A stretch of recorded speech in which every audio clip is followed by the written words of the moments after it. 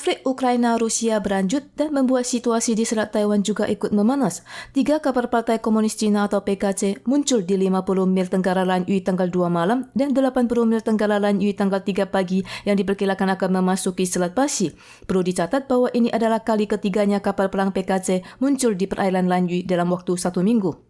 Munculnya kapal PKC di perairan tenggara Taiwan ini dinilai berhubungan erat dengan kunjungan delegasi Amerika Serikat yang dilanjutkan oleh kunjungan mantan Menlu AS Mike Pompeo. PKC selalu mengirimkan kapal dan pesawatnya untuk mengusik perjalanan hubungan Taiwan AS. Namun, para pakar juga memperingatkan bahwa kehadiran kapal PKC kali ini juga meliputi latihan militer yang dinilai cukup mahir untuk beroperasi di wilayah udara barat daya Taiwan dan mulai bergerak menuju wilayah udara tenggara Taiwan. Sasaran kapal selam PKC adalah Pulau Taiwan. 它很可能就会把台湾就是南部的这个巴士海峡，还有东南部的这个水域都纳入它反潜力型的常态巡逻区。用意第一个当然是阻绝降低美国潜舰进入南海的这个几率。那第二个是确保它的潜舰出太平洋的一个很重要的水下走廊。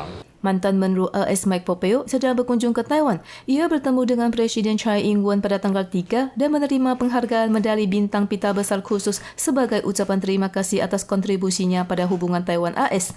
Pompeo menyatakan bahwa AS akan mendukung Taiwan menghadapi ancaman Tiongkok. Pemadaman listrik secara mendadak pada tanggal 3 di Taiwan menyebabkan ratusan orang terjebak di lift. Apa yang harus kita lakukan jika terjebak di lift? Pakar mengatakan lift yang kecelakaan mungkin terjebak di antara 2 lantai. Jika kita gegabah mencari jalan keluar sendiri tanpa mengetahui situasi sebenarnya, maka ada kemungkinan terjatuh. Pihak damkar mengatakan bahwa ruangan di dalam lift bukan kedap udara, jadi tidak ada masalah kekurangan oksigen. Warga yang terperangkap harus berusaha tenang dan membunyikan bel bantuan. Pada saat yang sama juga menerapkan pihak damkar. Jika tidak ada jawaban dari keduanya, maka ingatlah untuk sesekali memukul dinding lift dan berteriak minta tolong dan menunggu penyelamatan. 切记不要轻易打开电梯内门的部分，因为避免说你从电梯内门做衰弱的部分，那这个问题会产生更大。紧急通话按钮以外，连到管理室以外，另外你还可以加装一个紧急直播电话，这个紧急直播电话就会直接连通到我们的，比如说维护厂商的中控室。 Pihak damkar dan pengusaha lift kembali mengingatkan untuk tidak membuka pintu lift dari dalam atau mencoba mencari jalan keluar. Mereka akan mengeluarkan warga yang terjebak dengan menggunakan kunci serbaguna lift. Masyarakat harus memahami 3 prinsip dan menunggu penyelamatan dengan sabar.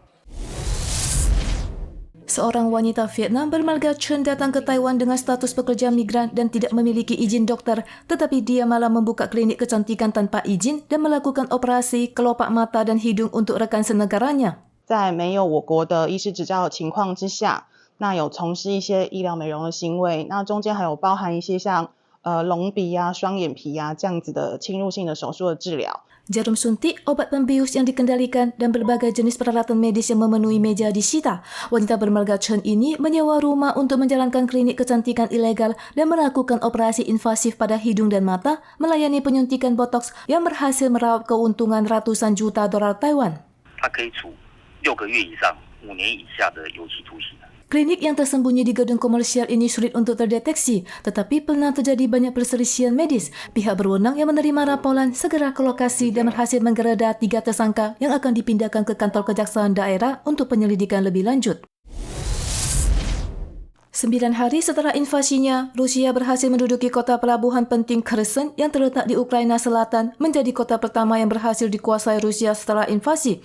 Kota Kherson yang menghadap Laut Hitam di selatan dan Sungai Dnipro di utara mengontrol transportasi laut Ukraina dan dekat dengan pangkalan armada Rusia di Laut Hitam. Kota yang memiliki posisi perang yang penting ini mungkin akan meningkatkan semangat perang tentara Rusia. Menurut peringatan intelijen Amerika Serikat, berhubung serangan gelombang pertama tidak berjalan dengan lancar, Presiden Rusia Vladimir Putin telah beralih ke strategi perang atrisi dengan menyerang rumah-rumah penduduk dan sekolah di daerah Irpin di utara Kiev dan kota terbesar kedua Kharkiv.